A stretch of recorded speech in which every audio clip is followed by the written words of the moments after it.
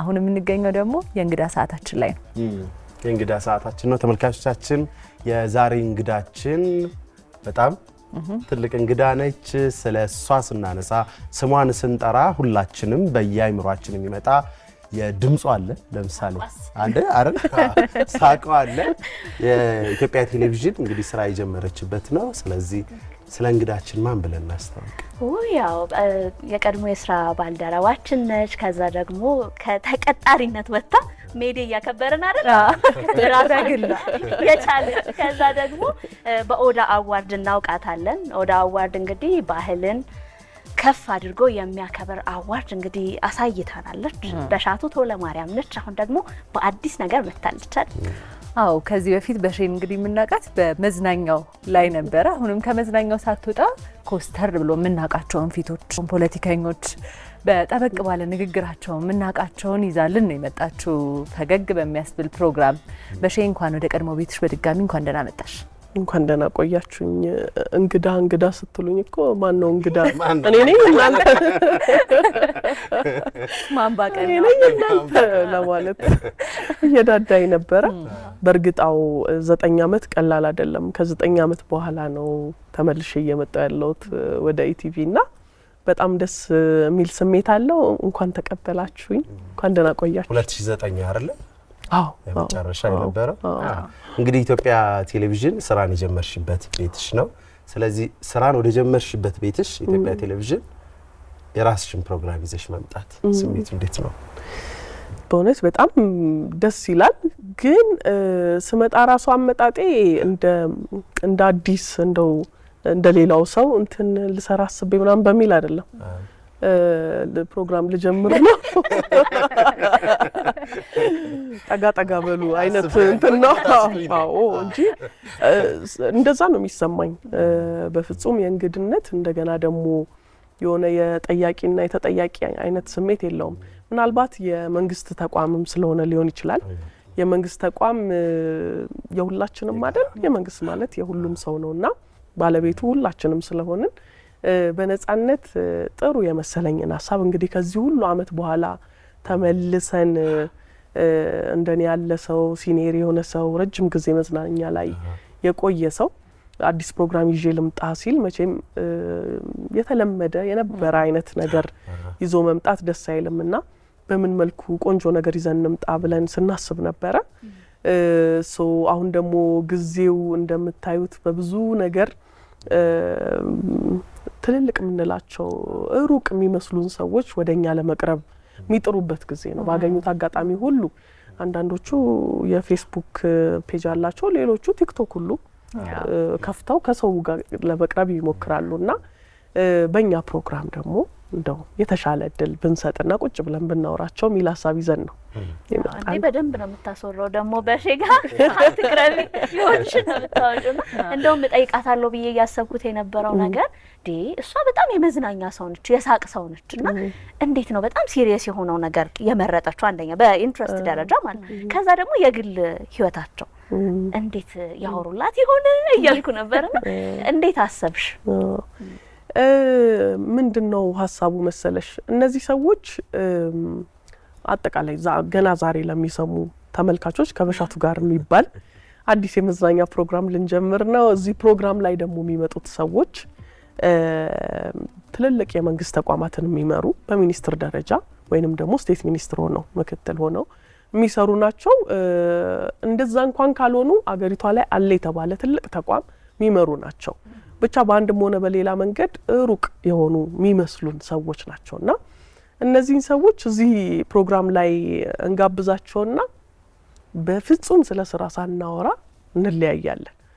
ያ ማለት ግን ሌላ ቦታ እንደምንመለከተው የተወለድክ እንዴት አደክ ምን ትምህርት ቤት ምናምን የሚል ወሬም አይደለም ምናወራው። እንደሱ አይነት ወሬም አይደለም ማውራት የምንፈልገው። መቼም አንድ ሰው በህይወቱ ኖሮ እዚህ ደረጃ ላይ ሲደርስ የሚከተላቸው የሆኑ የህይወት አቅጣጫዎች አሉ፣ የህይወት ፍልስፍናዎች አሉ። እኛ ህይወት የምናይበት መንገድና እነሱ የሚያዩበት መንገድ አንድ አይደለም። እሱን ደግሞ የምትረዱት ቁጭ ብላችሁ ስትሰሟቸው ነው። ድንገት የሆነ ሰውኛ ማናቀው ገሌ የሚባል ሚኒስትር ሆኖ ይመጣል።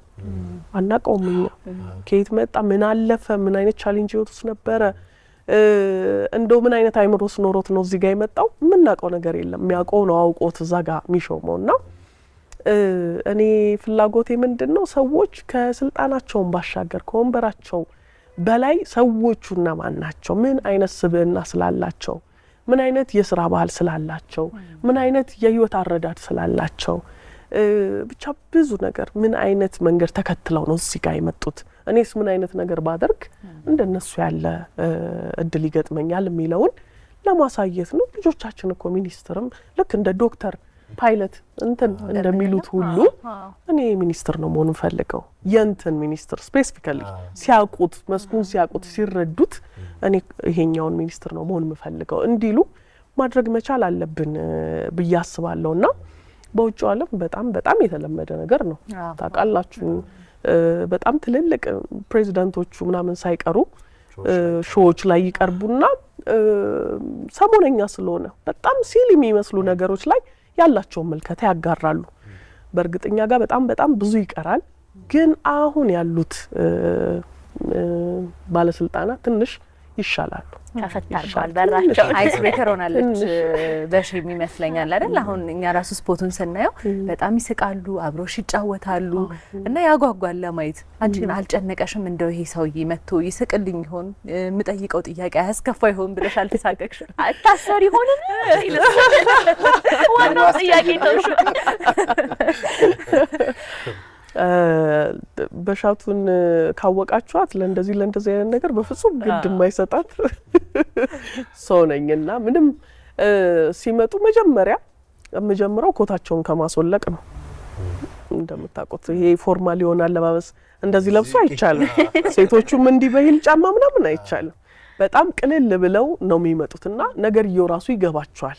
ብቻ እንዲህ እያለን የሆኑ ነገሮችን ስናነሳ እነሱ ራሳቸው ቀለል እያላቸው እንትን እያሉ እንደውም እኮ አንዳንዶቹ እንግዶች ቆይ እዚህ ላይ እሱ ጋር ከመድረሴ በፊት ብለው የራሳቸውን ሁሉ ነገር ያክላሉና ስታቋቸው ደግሞ ስትቀርቧቸው ከይሄ ሲሪየስ ከሆነው ወሬ ውጪ ስታወሯቸው እኔ ምን አይነት ሰዎች እንደሆኑ ማለት በጣም ኢንተረስቲንግ በጣም ደስ የሚሉ ለራሴ ራሱ ትምህርት እየሆነኝ ያለ ምናልባት እኮ ይሄ ነው አይደል ተሰብስቦ በኋላ በህይወቴ ያየሁት ምናምን ተብሎ ደግሞ እንደ መጽሐፍ ሁሉ የሚጻፈው እኔ እያንዳንዱ የሚመጣ እንግዳ በጣም ትልቅ ትምህርት የሚያስተምር እንግዲህ ከረጅም ጊዜ በኋላ ረጅም ጊዜ እንበለው አይደል ኦልሞስት 10 አመት ይሆን አንድ አመት የቀረው ጊዜ ነው ስትመለሺ በፊት መዝናኛ ላይ ነበር የምትሰሪው ሶ የሆነ ፕሮግራም ይዘሽ ስትመጪ በቴሌቪዥን ኢንዱስትሪ ኢቲቪ ረጅም ጊዜ የቆየ ነው ሶ ዩኒክ ነገር ይዘሽ መምጣት አለብሽ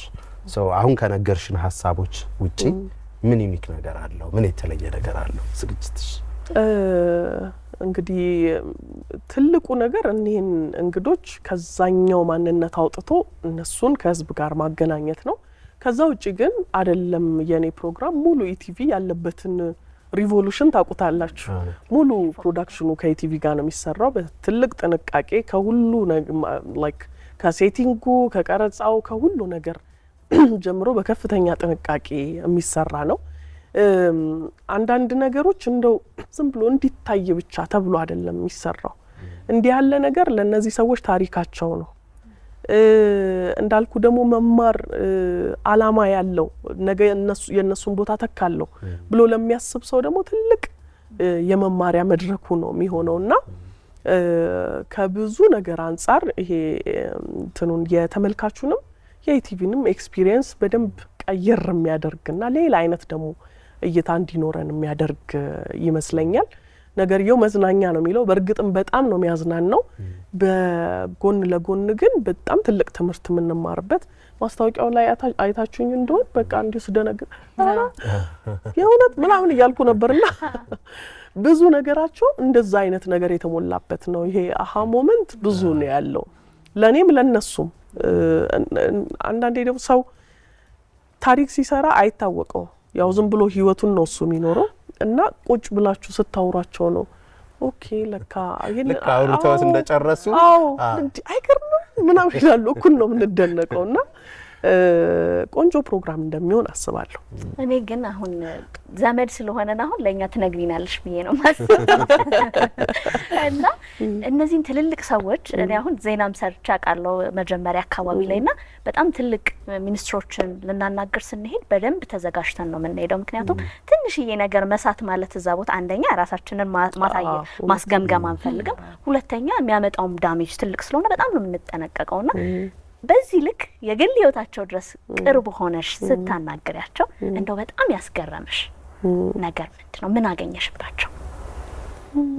ምን አላገኘውም እንዳልኩሽ እኮ ነው ማለት በጣም ነው የሚያስገርሙት። በቃ አትጠብቂያቸውም ማለት ይሄንን አልፈዋል እንዲህ ያሉ ነገሮችን ኤክስፒሪየንስ አድርገዋል ምናምን የሚለውን እንትን አትገምቺም። እንደገና ደግሞ ስብዕናቸው ለምሳሌ በቀን በእለት ሳታደርገው ማታልፈው ነገር ምንድነው ምናምን ስትያቸው የሚነግሩሽ ነገር እስቲ ንገሪኝ። ያስደነግጥሻል። እሱንማ ከፕሮግራም ፕሮግራማን ማለት በጣም ነው የሚገርሙት ሰዎቹ። እንዳልኩሽ እኔ በርግጥ ስለ ባል፣ ስለ ሚስት፣ ስለና እንደሱ አይነት ወሬ አይደለም የምናወራው። በቃ እይታቸውን ነው። በርግጥ ከኋላ ሪሰርች ማድረግ ያስፈልጋል። ስለ አንድ ሰው ቻሌንጅ ለማውራት ቻሌንጁን ቀድመሽ ማወቅ ይገባሻል። ግን ሰዎቹ በቃ ለነገሮች የሚሰጡት መፍትሄ፣ ያለፉበት መንገድ፣ ወደ መንግስት ኃላፊነት የሚመጡበት አጋጣሚ፣ ውሳኔያቸው፣ ከልጆቻቸው ጋር ያላቸው ግንኙነት፣ ሀገራቸው ላይ ያላቸው ተስፋ፣ ለሀገራቸው ያላቸው ፍቅር፣ ጉጉት ይሄ የለም።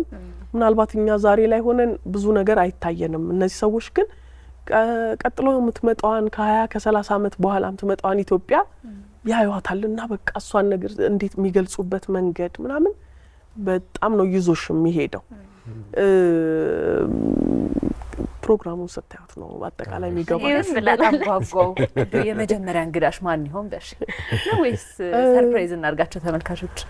ግድ የለም አይ ስለሱ ባወራ ደስ ይለኛል። ለነገሩ በቀረጻችን ይሄ ፕሮግራም በነገራችን ላይ አመት ከምናምን ሆኖታል። ፕሮፖዛሉ ገብቶ ተገምገሞ ያው እንደ ቀልድ እዚህ ጋር አይደርስም። ሴታፑ ላይ ተስማምተን ምናምን ብዙ ነገር ከእንግዶቼ መካከል የመጀመሪያ ሆኖ የቀረበው ዶክተር እንደገና አበበ ነው፣ የቱሪዝም ሚኒስቴሩ ስቴት ሚኒስትር ማለት ነው።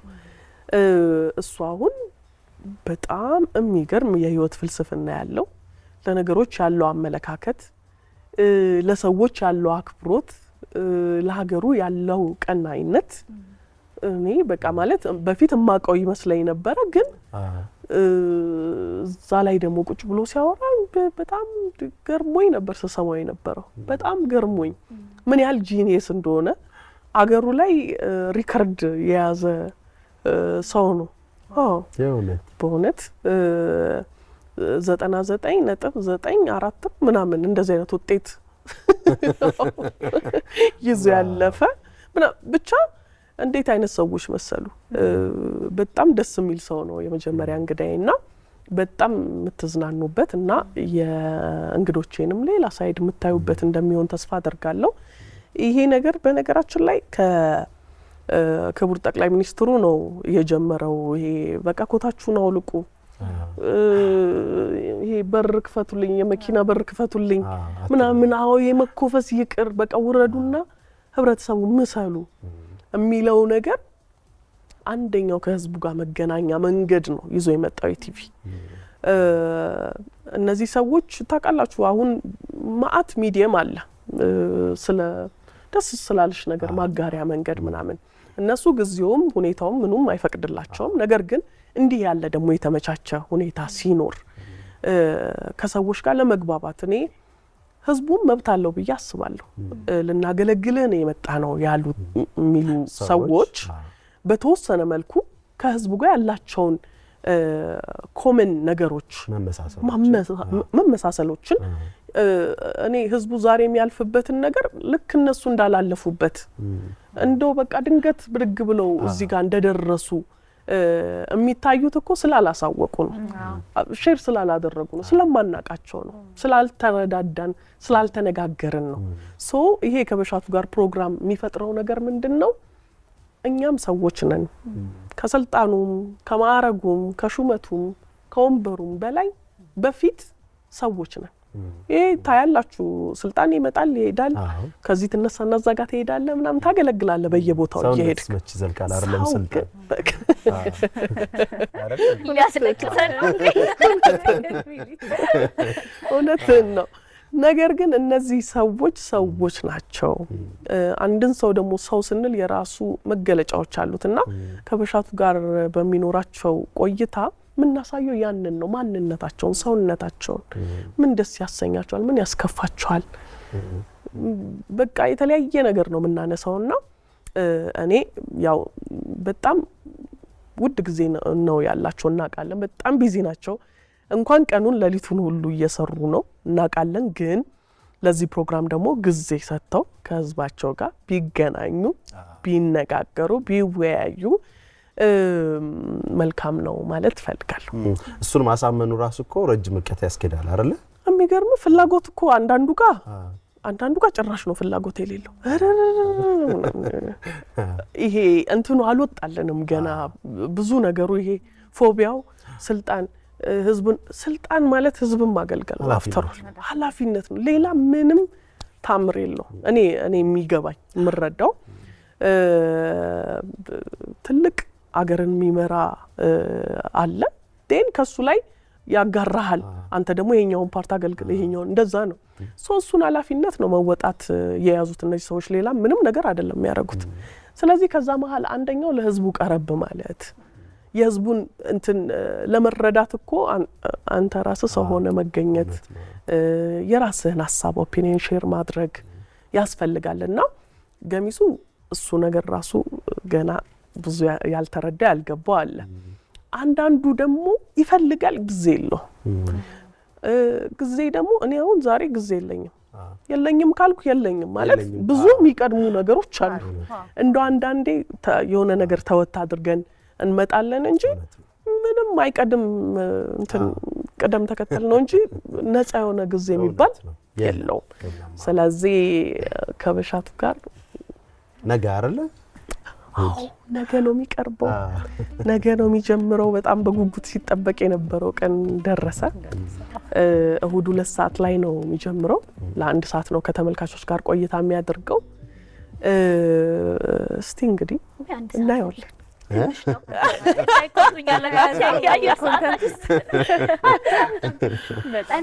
አሁን ስሰማሽ ማስታወቂያዎችን እያየን ነበረ በቤታችን ውስጥ ያው ምን እየተሰራ ነው ብለን በደንብ ነው የምናየውና የተቀረጸበት መንገድ ከለሩ ቀለሙ የተጠቀ ቡኒ ቀለም ነው ያለው ሆኖ በጣም ነው ደስ የሚለውና እሱን እያየን ነበር ሌላው አንድ በጣም ቀልቤን የሳበው ከበሻቱ ጋር መባሩ ነው እኔ አሁን በሽን ሳስባት መልከ ቀድሞ ጀምሮ ስለማውቃት ስለምወዳትም ይመስለኛል የሆነ አይነት የራሷ ቀለም ያላት ጋዜጠኛ እንደሆነች ፊል አደርጋለሁ እርግጥ ነው ቲያትረኛ ነበሩ እሱም ቲያትረኛ ነው እኔ እንደውም ዛሬ ይቀራረባሉ ብያለሁ እና አልተቀራረብንም አታይም እንዴ ከዚህ በላይ እና ይሄ ፕሮግራሙ ከበሻቱ ጋር ሲባል በቃ የሚመጡት ሰዎች የትም መፈናፈኛ የላቸውም በሻቱ እንደፈለገች ነው የምትጠይቃቸው በሷ ቀለም ነው የሚሄዱትና በጋዜጠኝነት ህይወት ውስጥ በጣም ትልቁ ስኬት ይሄ ይመስለኛል አሁን ራሱ የኔን ስም እየተጋራችሁኝ ነው ያላችሁ መቼ ነው ከሌላ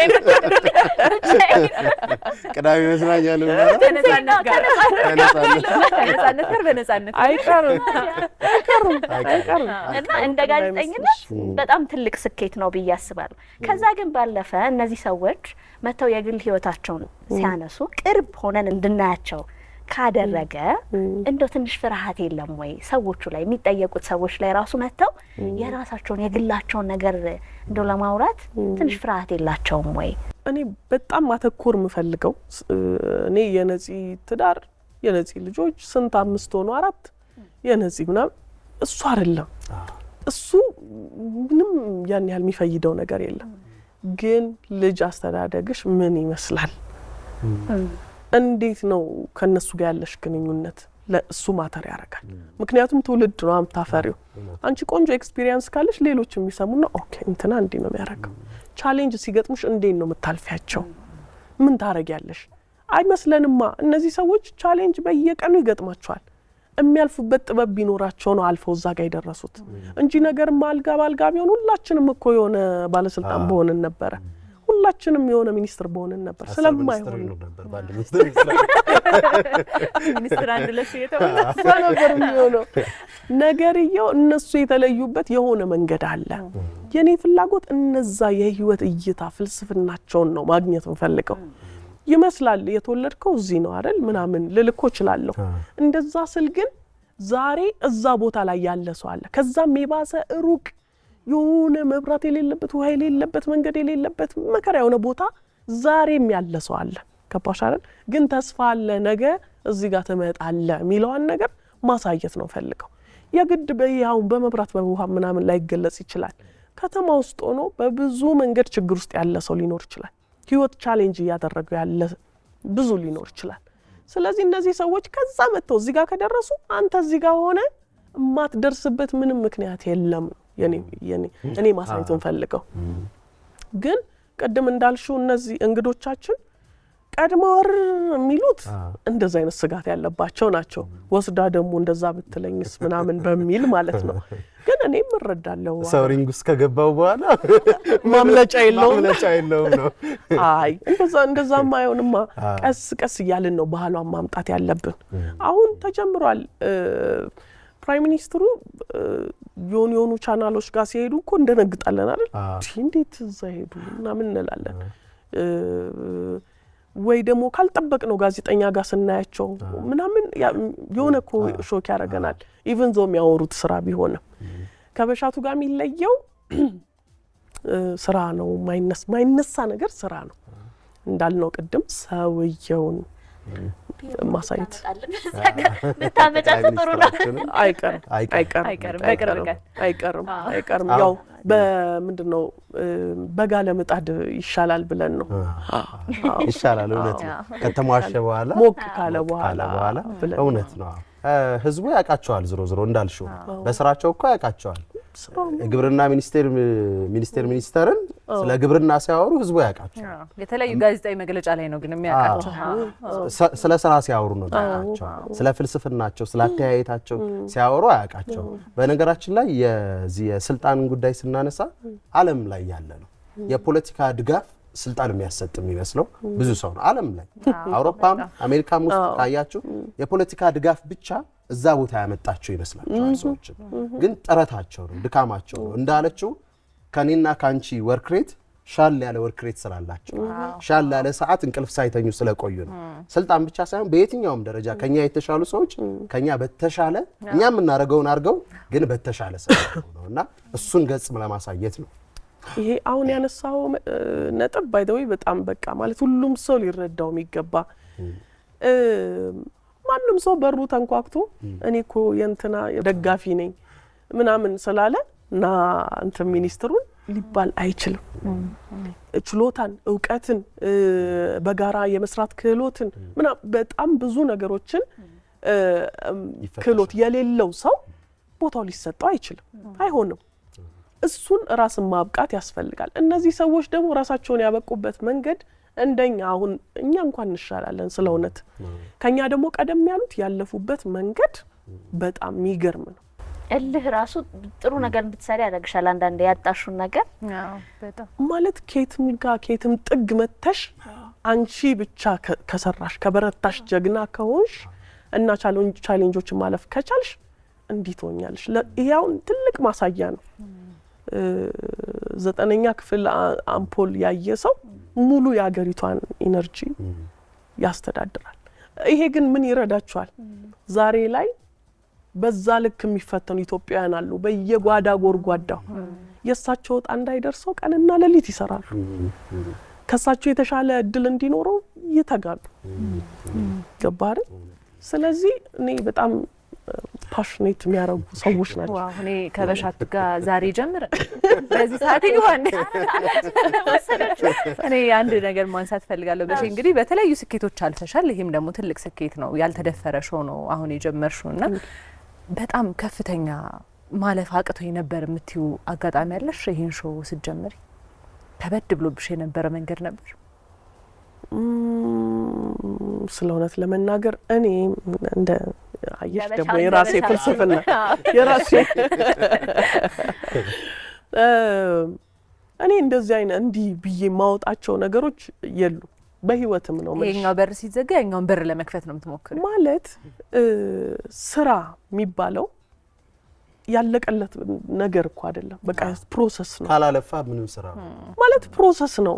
እኔ በቃ ይሄንን አቅቶኝ እንትን ምናምን እንደዛ ነው። የስራው አንድ አካል ነው ማለት ያንን ካላለፍሽ ስራው አይሰራም ማለት ነው። በተለይ ደግሞ እንደኛ ሀገር ገና ታዳጊ ቢሮክራሲው ማአት የሆነበት ሀገር ላይ ሁሉንም ነገር ዋጣ አርገሽ ማለፍ ካልቻልሽ በቀር እንደው በቃ እዚህ ጋማ ተስፋ ቆርጬ ምናምን ማለት አልችልም። እኔ አይደለም ከበሻቱ ጋር ሾው ይቅርና አሁን 10ኛ አመቱ እየመጣ ያለው የኦዳ አዋርድ ላይ እንኳን በቃ እኔ እንደዚህ ሆኜ ምናምን ለማለት ይከብደኛል። እንደዛ ማለት ግን እንደው በቃ ስሙዝ ሆኖ ምናምን አይደለም። የአንዳንዱ ቀን ፈተና አለው ግን እሱን ስወጣ ነው ከሌላው መለየው እንጂ ቤት ቁጭ እንዳለች የሆነች ሴትዮ ይልሽ የማታልፊ ከሆነ አርፎ ቤት ቁጭ ማለት ነው። ወጥተሽ ምሰሪ ከሆነ ደግሞ የሚመጣውን ሁሉ እየበረቀሱ ማለፍ ነው። እውነት ነው። በኢትዮጵያ ኢንተርቴይንመንት ኢንዱስትሪ ከሚነሱ ስሞች አንዱ በሻቱ ነው።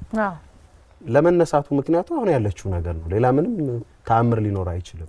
እነዛን ፈተናዎች እንደ ፈተና መመልከት በራስ እንደደረሱ ይሄ የግሌ ችግር ነው ብሎ አለማሰብ የስራው ቻሌንጅ ነው ብሎ ማሰብ ነው ይመስለኛል። በሻቱዬ በጣም ቆንጆ ቆይታ እያደረግን ነው።